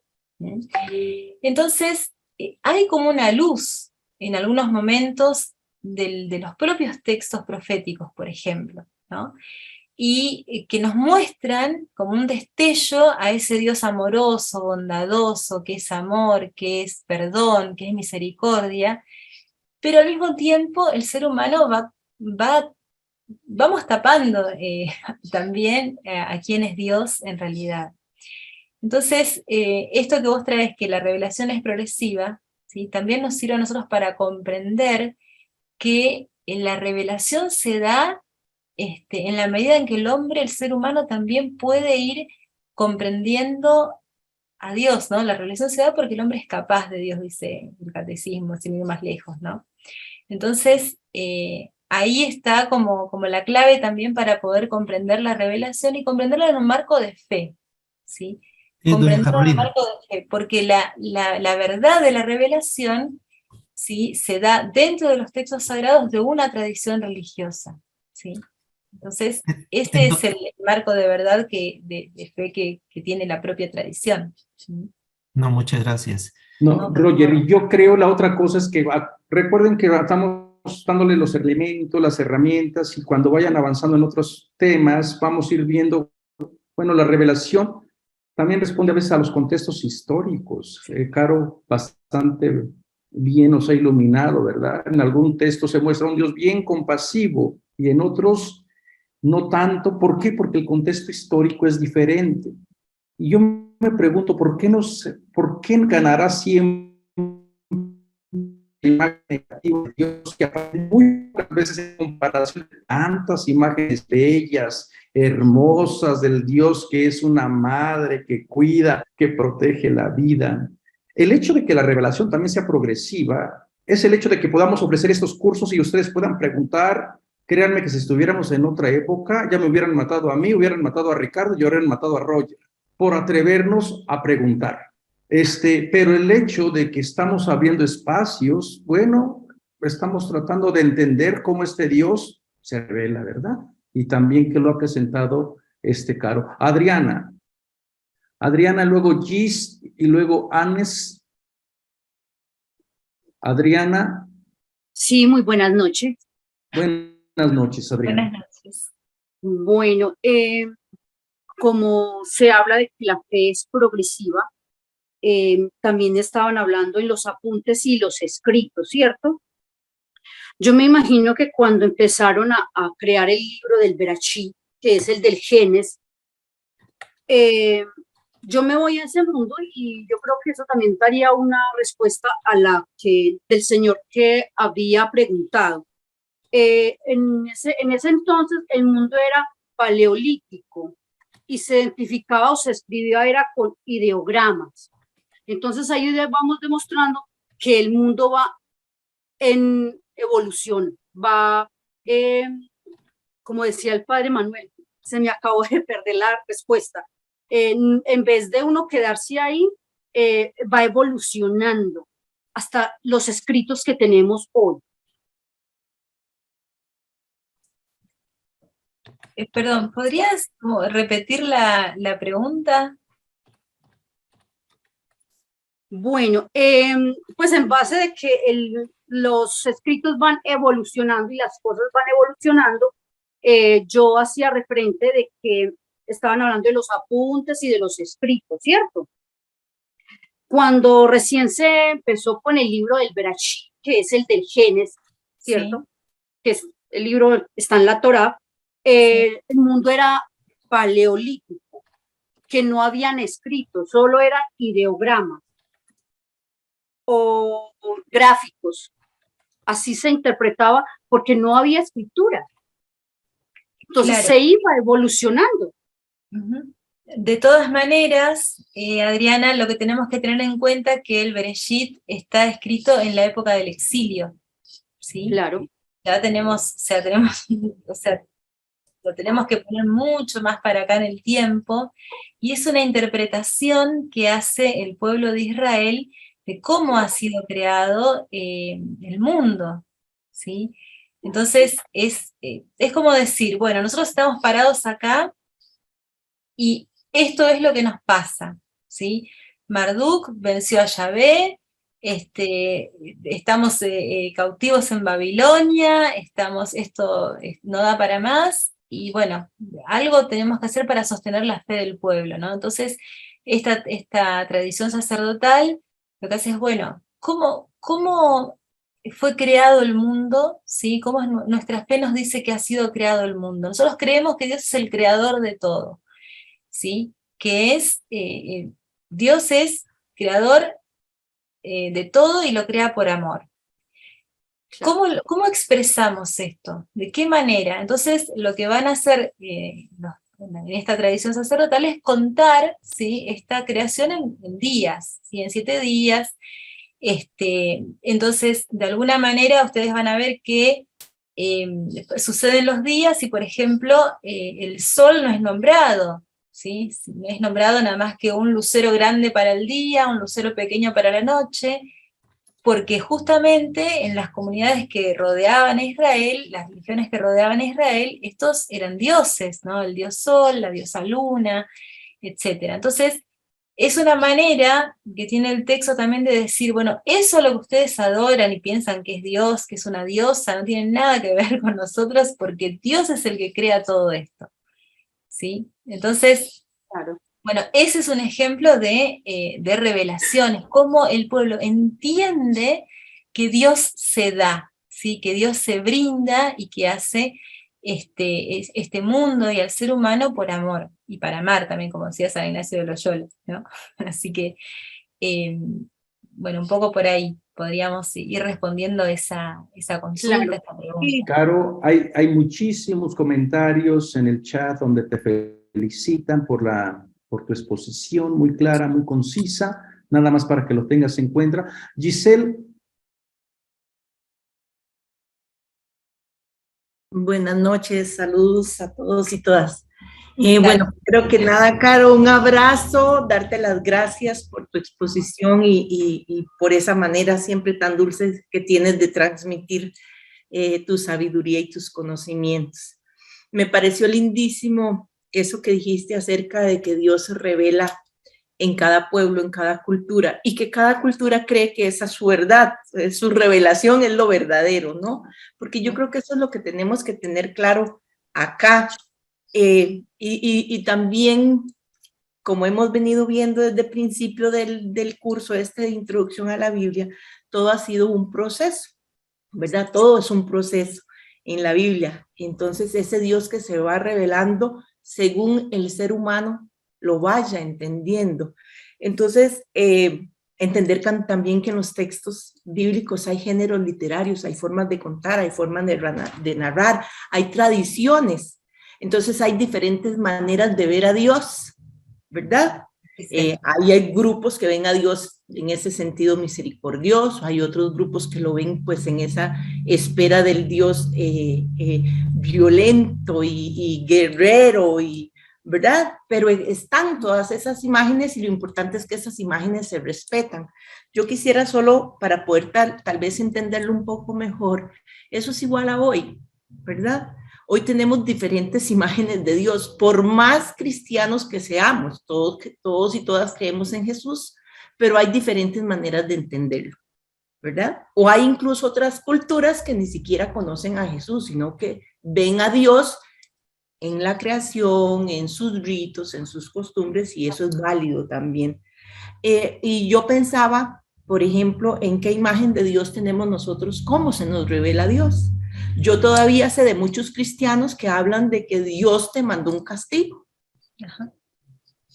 ¿verdad? Entonces esa misma idea tenían en aquel momento estas personas, ¿verdad? De ese Dios que se revela mediante el poder y la violencia. Y eso desgraciadamente pues todavía lo hemos heredado algunos y algunas, ¿verdad? Algunas vemos en un Dios, ya también se nos ha ido haciendo ese proceso de revelación en un Dios que es amor y misericordia, pero todavía en muchas personas está arraigada esa imagen de ese Dios que nos manda castigos. Y lo hemos visto con esto de la pandemia, ¿verdad? Y con todas estas situaciones que estamos viviendo a nivel de la casa común, donde en realidad ha sido por nuestra negligencia, por no cuidar la madre tierra, pero todavía seguimos pensando que es que Dios nos manda castigos, ¿verdad? Entonces yo creo que eso también nos puede iluminar un poco de que somos nosotros y nosotras los que de alguna forma tenemos que darle características humanas a Dios para poder entenderlo, para poder tener una imagen, pero nadie nunca lo ha visto, ni sabemos cómo es, ¿verdad? Pero sin embargo, Él se va revelando en la historia. Para mí, eso es así, se revela siempre en lo bueno, pero también nos habla por medio de las situaciones que son difíciles para ver en qué tenemos que cambiar. Y muchas gracias, solo darte las gracias. Muchísimas gracias, Giselle, por tu eco, tu devolución. Así que sí, estamos en eso. Y yo creo que también esto nos ayuda a ser mucho más cuidadosos a la hora de nuestros encuentros ecuménicos, de nuestros encuentros interreligiosos, ¿sí? Eso es importante, ¿no? La Iglesia, gracias a Dios, pasó de decir extra ecclesia nulla salus, fuera de la Iglesia no hay salvación, a comprender que Dios también se manifiesta en otras religiones, ¿no? Eso es importante tenerlo en cuenta, es importante tenerlo presente, y sobre todo tenerlo muy, muy a la vista cuando tenemos estos diálogos tan necesarios entre las religiones y entre otras comunidades cristianas. Esto realmente es un tema pendiente que tenemos y que tenemos que fomentar, y tenemos que atrevernos, ser audaces en esto para lograr conversar entre nosotros, ¿no? Sin tratar de imponer nada, ¿sí? Y así que también, y sin dejar que también otros nos impongan otras cosas, ¿no? Así que muchísimas gracias, Giselle. Bueno, siguen las felicitaciones en el chat, muchos comentarios muy positivos, que quedó muy clara tu exposición, te dan las gracias. Agnes. Gracias, buenas noches, Manuel. Buenas noches, Carolina. Excelente su exposición, muchísimas gracias. Me quedé maravillada, la verdad. Vi a Dios ahí con usted. Una cosa que me llama mucho la atención es que encontré en su exposición sobre la revelación la diversidad de la experiencia de Dios. Esa diversidad enmarcada en los contextos de nuestra humanidad. Entonces, no hay solamente ese Dios que se revela por sí mismo, sino ese Dios que se revela desde el contexto de la humanidad, y abraza y nos abraza a nosotros en ese contexto de la humanidad. Me queda solo una pregunta, y es, culturalmente hablando, esa revelación, es decir, la revelación que nosotros vivimos, tiene muchas influencias culturales, muchas influencias no solamente del pueblo judío, sino de otras experiencias poblacionales, porque hablamos, por ejemplo, cuando usted habla, por ejemplo, del descubrimiento del texto en Josías, el descubrimiento del Deuteronomio, pues me parece que hay una experiencia, porque esta semana pasada estaba leyendo ese texto, no del Deuteronomio, sino del Rey, y me encontré con algo que me pareció muy curioso, es cómo lo vivieron ellos de una manera desde su cultura, de su inculturización, porque estaban en otra cultura, y vivían inclusive desde otra cultura. Entonces hay mucha influencia en lo que nosotros hoy vemos del texto y de la revelación de inculturización de otros pueblos. Gracias. Sí, sí. Así es, así como lo expresás en tu pregunta, tal cual, ¿sí? Los textos, nuestros textos sagrados, sí, están enormemente influidos por todo el contexto social y cultural, político y religioso de lo que nosotros llamamos la media luna fértil, ¿no? Entonces, todo lo que es desde Tigris, Éufrates, subiendo lo que sería el Golfo Pérsico hoy, ¿no? Haciendo esa media luna hasta Egipto, ¿no? En toda esa zona, la cultura claramente va a incidir en todo ese proceso de percepción de Dios, ¿no? En todo, porque bueno, va a suceder que el pueblo de Israel va a tener una idea de Dios de acuerdo también a los dioses que va conociendo de otras culturas, sobre todo en algún momento de los fenicios, ¿no? Que traían unas grandes novedades con respecto a sus propios dioses, ¿no? Eso también está muy graficado en el primer libro de los Reyes, con el matrimonio de Salomón con una infinidad de princesas, ¿no? 300 princesas y 700 concubinas, a las cuales él también digamos, les construía templos para estas princesas, para que pudieran adorar a sus propios dioses, ¿no? Y que eso, bueno, le vale, por ejemplo, esto de que Yahvé le diga, bueno, vos hasta acá, ¿sí? A vos no te voy a quitar el reino por amor al nombre de tu padre, pero una vez que vos no estés, este reino ya fue, ¿no? Entonces, ahí es donde con Roboam y Jeroboam sucede la división del reino, se pierde, bueno, y todo el desastre que viene después, ¿no? Pero ahí podemos por ahí concretar como un núcleo, ¿sí? En donde podemos entender cómo se da el proceso también de la revelación, en donde cómo se comprende a Dios, ¿sí? Tanto en Israel como en los contextos aledaños, en las culturas aledañas. Entonces eso es importante también tenerlo en cuenta, y saber que el monoteísmo no es algo que se instauró de sopetón, ¿sí? Sino que fue un proceso larguísimo, ¿sí? Un proceso muy largo.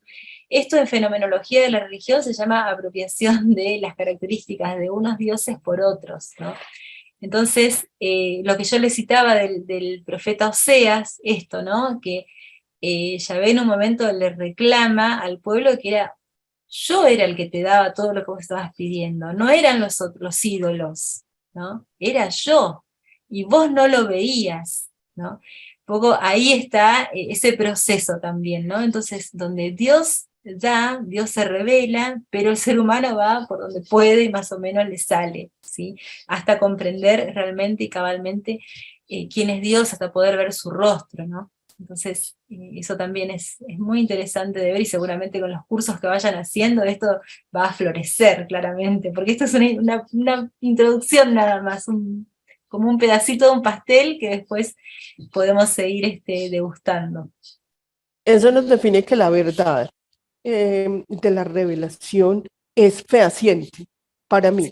Porque es fehaciente porque nos está mostrando que hay una revelación precisa en un contexto determinado y que nos hace que la verdad sea una revelación clara y fehaciente para nosotros. Muchas gracias, Carolina. Bueno, muchas gracias a vos. Y que tener en cuenta que es la comunidad creyente. Y qué bueno que recuerdas, Caro, de que Sí, Manuel. No, parece que me quedé así como que se me fue No, te decía que qué bueno que nos recuerdas de que este es un curso introductorio. Yo siempre pongo la imagen que en un curso introductorio es como llevarte por un buffet, de decir, mira, todo esto es lo que hay para comer. Aquí están las ensaladas, aquí están las carnes, aquí están los postres. Ya una vez, pero este es solamente para que veas. Y a veces las preguntas que ustedes realizan son muy válidas y son muy buenas, y qué bueno que las realizan, pero a lo mejor se van a tratar más luego. En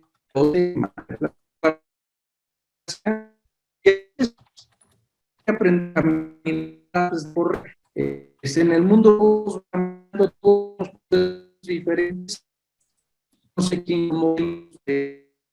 damos por hecho que este curso es para la gente que no ha tenido ninguna experiencia, pero bueno, acuérdense siempre de que es un curso introductorio. Ven, nada más para seguir profundizando, tenemos diplomados por allí. Jean-Pierre. Bueno, para Jean-Pierre. todas noches, felicitar a Carolina por su gran exposición que ha realizado. Y dentro de pronto el aporte mío es que esa revelación tiende a ser muy antropomórfica. O sea, vemos en Juan 14, cuando Jesús les habla a los apóstoles y ellos le preguntan, Señor, ¿cómo hacemos para ver al Padre? Y ellos le dicen, ¿cómo así? ¿Tanto tiempo conmigo y no me han visto? Quien me ha visto a mí, ha visto al Padre. Es algo, yo creo que es un texto que nos puede ayudar a comprender un poquito esa parte de la revelación, que le da la forma. Uno eso, lo otro. Le da características. ¿De qué? De ser bueno y ser exigente. Que eso es algo que de pronto a veces no concebimos mucho en el Antiguo Testamento. ¿Por qué? Porque en el Antiguo Testamento, ¿qué busca? Disminuir lo que decía anteriormente Carolina, disminuir ese politeísmo y llevarlo como al monoteísmo, buscándolo, enfocándolo en ese sentido. Es como cuando un padre busca ¿qué? Corregir a su hijo. Tiene algo bueno, pero también tiene algo exigente. y es algo que de pronto nos cuesta un poquito porque a veces lo concebimos solamente a un Dios muy bueno, muy bonachón, muy pero cuando nos exige es como lo difícil de comprender. Y ahí es donde incide mucho la parte, la inculturación que se ha hablado. Es cómo lo concebimos de acuerdo también a las comunidades. Recordemos que hay comunidades que son muy fundamentalistas, entonces conciben a un Dios exigente, a un Dios que, como dice, no permite pasar de la raya. Nosotros en nuestra fe creemos a un Dios que, que es amoroso, pero también exigente, o sea, tiene de ambas partes, pero eso incide mucho en que la revelación va muy ligada a la inculturación, cómo yo concibo a ese Dios. Y eso va muy arraigado ¿qué? A la tradición, cómo me han transmitido esa fe a través de mi genealogía, a través de mis padres, a través de mis abuelos y todo eso. Entonces es muy ligado como a la parte de inculturación. No sé si estoy equivocado y si algo me hacen las correcciones, por favor. Gracias. No, Jean-Pierre, en general, en líneas generales está muy bien tu apreciación. Sí, sí, sí, claro que sí. ¿Alguien más quiere compartir?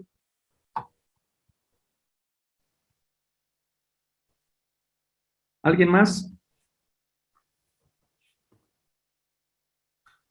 Doña Carolina. Sí.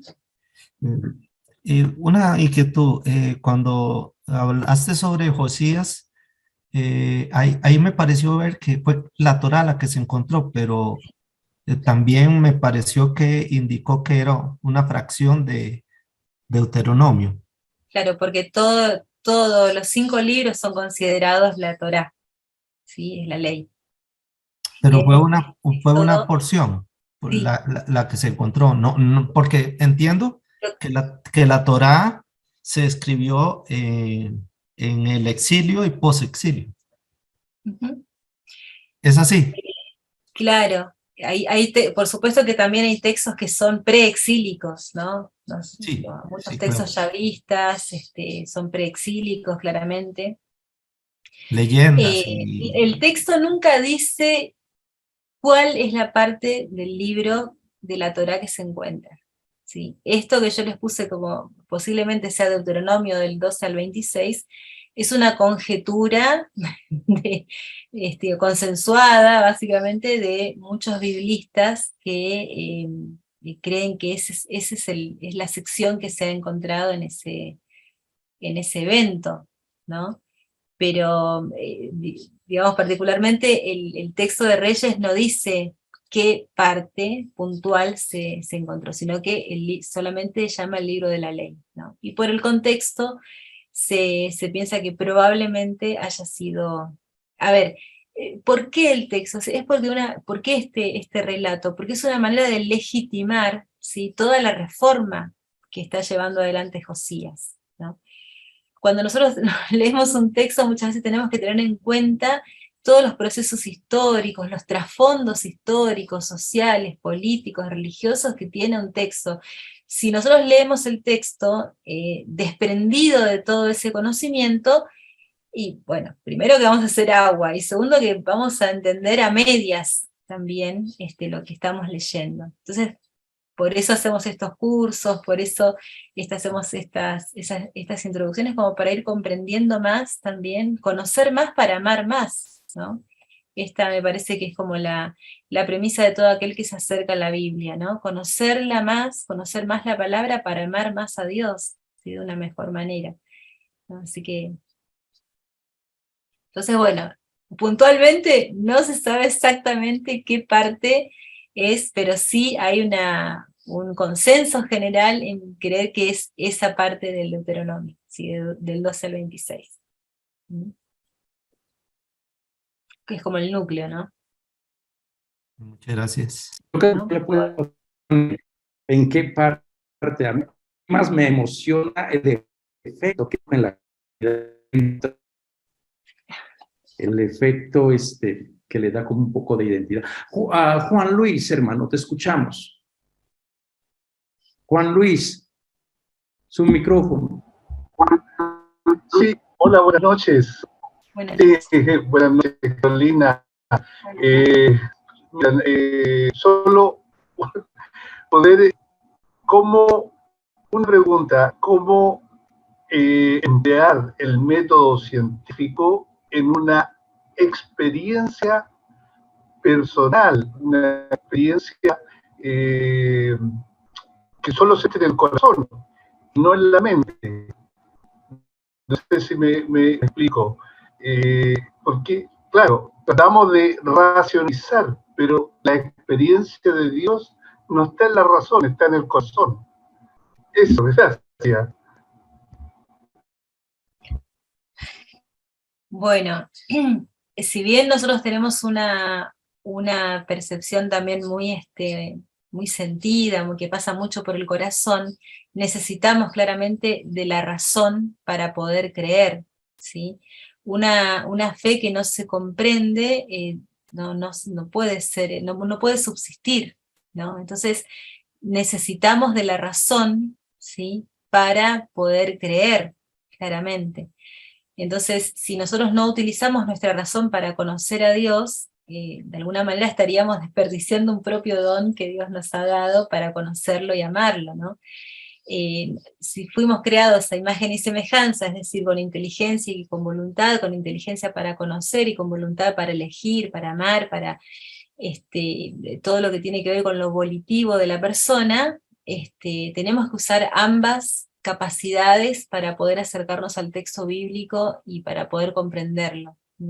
Entonces, esto es necesario que lo tengamos en cuenta también, ¿no? A lo mejor el dicho del padre Marco aquí en caja dice que ante la Biblia hay que quitarnos el sombrero, pero no la cabeza. Hay que tener respeto al texto bíblico, pero hay que razonar, hay que pensar que tiene una historia, que hay un contexto. Bueno, esas cosas que vamos a ir aprendiendo. Y lo bueno que miren, hermanos y hermanas, de verdad, siéntanse libres para expresarse. No tenemos que estar a lo mejor de acuerdo, no tenemos que a lo mejor pero podemos conversar, podemos buscar verdad juntos, juntas, ¿verdad? Podemos ir viendo. Yo siempre les digo a la gente de la Biblia, yo no tengo aquí al autor que escribió y decirles, sí, esto tengo la certeza, pero son especulaciones, nos mueven teorías, y se ofrecen solamente lo que uno ha investigado, ¿verdad? ¿Alguien más quiere? Gracias por todos los que han partido, gracias a sus aportes, gracias a sus resonancias. Yo la has estado calladita hoy, me estás castigando con tu silencio. Sí. Mejor no me quieras oír.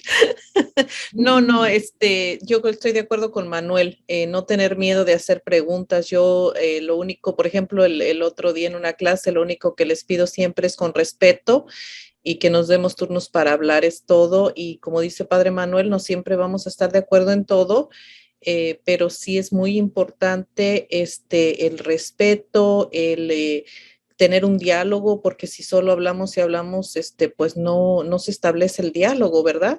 Y bueno, esto nada más es como dijo Padre Manuel, un compartir, una probadita de mucho que hay que aprender. No es de la noche a la mañana, pero siempre les digo yo, abramos nuestro corazón y nuestra mente. Y lo que no nos sirve, podemos hacerlo a un ladito tranquilamente, y tomar lo que sí nos sirve. Y eso es todo lo que yo siempre expreso. No es fácil estar ahí y miren que, Caro es una super profesora, muy profesional, una persona con mucha sabiduría. Yo he estado ahí también y no es para mí, a lo mejor y para otras personas no es tan fácil estar ahí. Entonces, también un poquito de consideración, ¿no? A la persona que está exponiendo, no es fácil. Y bueno, nada más reiterarles eso. Conversemos con respeto y lo que no nos gusta, pues dejémoslos a un lado. No hay ningún problema. Gracias.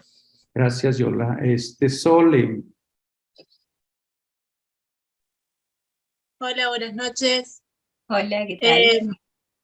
Bueno, Carolina, muchísimas gracias por la exposición, muy clara y muy amena, muy asequible, muy llegadera. La verdad que me gustó mucho escucharte. Bueno, muchas Yo gracias. llegué 15 minutos tarde, no sé si quizás ya habías hablado de esto, ¿no? Pero también hay una cuestión, no una cuestión, sino una faceta de la revelación que tiene que ver con lo personal, con mi encuentro con Dios y con esto que encuentro de Dios, que en mi caso fue la Iglesia Católica Apostólica Romana ya en el año 1979, cuando me bautizo. También me parece que se relaciona, ¿no? Esto personal, cada uno tiene su revelación propia. No sé. Sí, no, claramente. Nosotros también, como decía en algún momento, hacemos ese proceso de recibir la revelación, ¿no?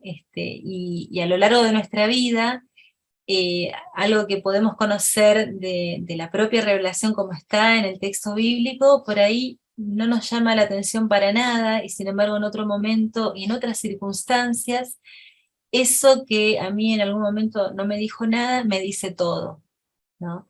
Entonces, así también es como Dios se va revelando, se va manifestando en la naturaleza, se va manifestando en las otras personas, ¿no? Cuando uno dice, bueno, pero yo con este problema estuve sola, nadie me ayudó, nadie, o sea, Dios no estuvo, ¿no? Y la experiencia interna es, Dios me abandonó, Dios no estuvo. Sin embargo, quizás tuve una amiga, un amigo que me llamó, que estuvo, que me bancó, como decimos acá, y en esas experiencias también se manifiesta Dios, ¿no? Entonces, ver que la revelación se da de múltiples maneras, ¿sí? Dios se sigue revelando, como decía el Padre Manuel, Dios se sigue revelando, se sigue mostrando, se sigue dando. ¿Sí? Entonces, la palabra, ¿sí? La Biblia es una mediación más, ¿sí? Es una mediación. ¿Está? Entonces, yo puedo descubrir a Dios allí, ¿sí? Pero también lo puedo descubrir en la naturaleza, lo puedo descubrir en otras personas, ¿sí? Puedo ver cómo Dios puede revelar su rostro amoroso, compasivo, misericordioso en las personas que me rodean, ¿sí? En las realidades que voy viviendo. Así que sí, claramente yo no tomé para esta presentación la cuestión de la revelación personal, es decir, cómo se da el proceso de revelación en lo más particular, porque me parece que eso por ahí uno lo podría ver más desde por ahí la espiritualidad, ¿no? Pero sí, es un tema que se podría abordar tranquilamente desde, digamos, una charla sobre la revelación. Yo por ahí me fui más hacia algo más, más general, ¿no? Del concepto de revelación, que a estas cuestiones que son como por ahí más vivenciales, ¿no? Sí, bueno, muchas gracias. No, gracias a vos. Gracias, Ole. Gracias, Juan Carlos. Carlos V. Juan Carlos. Juan Carlos. Gracias. Yo tengo una pregunta para Carolina. Bueno, primero agradecerle por esta sesión, su segunda sesión. Muchísimas gracias. Muy clara la exposición, tan clara que, por lo menos en mi caso particular, me deja muy interesado, me deja como iniciado y muy animado para seguir profundizando. Yo quisiera hacerle una pregunta más que todo personal, y es, ahora se hablaba acerca de la razón y la fe, al momento o me pareció, yo asocié lo que se hablaba acerca de la razón y la fe, de una interpretación, me pareció que se hacía como mención o alusión a una interpretación, digámoslo así, naturalista, racionada del mensaje de la Biblia, de lo que uno encuentra en la Biblia. Pero pienso yo que no debe haber como un privilegio de la fe sobre la razón, pero tampoco de la razón sobre la fe. O sea, no debe haber como un intelectualismo, no debe sobreponerse un intelectualismo sobre la interpretación del mensaje de la Biblia. Debe haber como un equilibrio entre razón y fe. ¿sí? Que entre las dos tienen su parte para llegar a la verdad, en este caso de la verdad de Dios. ¿Cuándo uno debe, o por lo menos en mi caso, cuándo yo debo poner mi alerta? Porque fácilmente yo puedo incurrir en el racionalismo y llegar a un extremo de racionalizar esa interpretación y volverla totalmente cuadriculada y llegar a decir, pero ¿por qué no titular esto de tal forma y no esta, haciendo un análisis exhaustivo de las palabras? ¿Cuándo debo yo empezar como a mirar que ya hay un exceso de racionalismo? Bien, muy interesante tu pregunta, Juan Carlos. Cuando nosotros decimos que nos tenemos que acercar con la razón también a la Biblia, si no estamos dejando de lado la fe, porque yo también decía, bueno, busco comprender para amar más, ¿no? Para amar más a Dios. Eso amar, ¿qué implica? Implica una comunión, una intimidad, un estar a los pies del Señor, un estar en ese deseo de hablar cara a cara, ¿sí? Entonces ahí es donde también está mi deseo, donde está mi razón de por qué me acerco al texto bíblico. ¿Mm?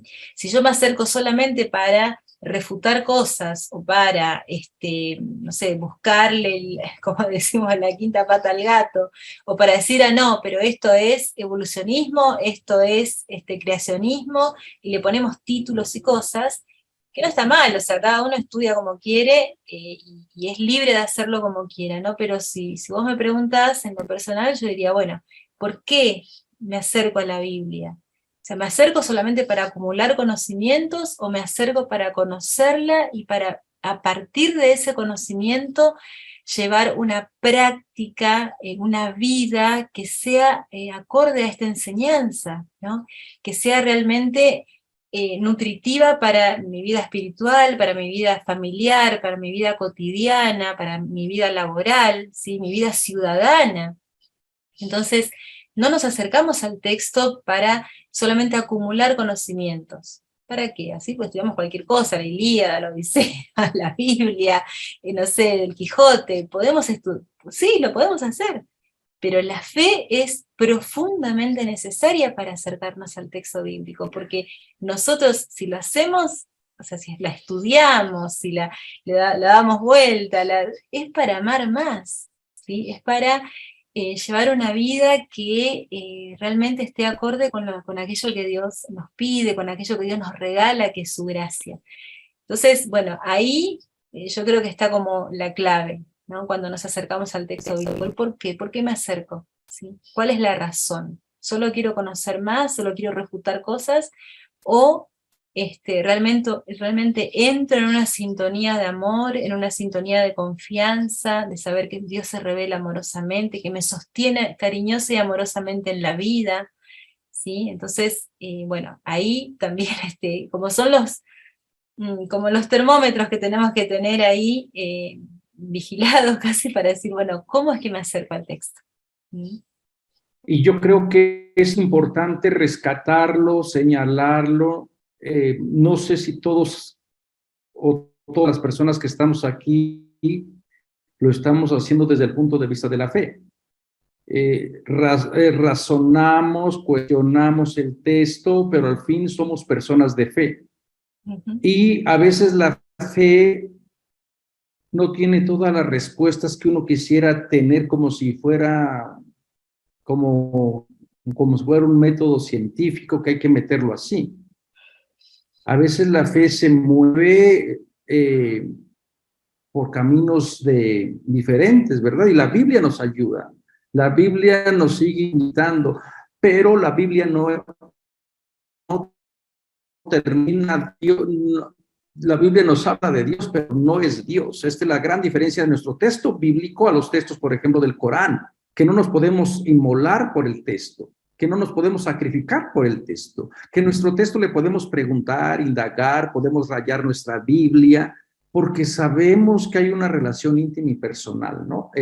Así que yo también me uno a las muestras que están poniendo ahí en el chat, de respeto, especialmente para el expositor en este caso, que la persona no viene aquí como si fuera un juicio de decir, a ver, tú dijiste esto, es que dijiste acá, es que dijiste acá. Esto no es un juicio civil, no es un juicio de decir aquí estamos ante el Padre Eterno y hay que cuidar las palabras. Aquí estamos buscando verdad y movernos también por fe, porque ahora si no se mueven por fe y si quieren tomarlo racionalmente, pues a lo mejor no va a ser el grupo para ustedes, porque nos movemos por fe y en la fe podemos preguntar, cuestionar, madurar, indagar. Bueno, así que esto que sea nuestro aprender con humildad, recibir con humildad la enseñanza, conversar con humildad, y yo creo que el mundo va a ser diferente, ¿verdad? Saber de que no tengo yo la verdad, yo no la poseo. Nosotros no decimos, esta es la verdad, síganla aquí. Dios es solamente la verdad. Hermanos, hermanas, se nos ve el tiempo.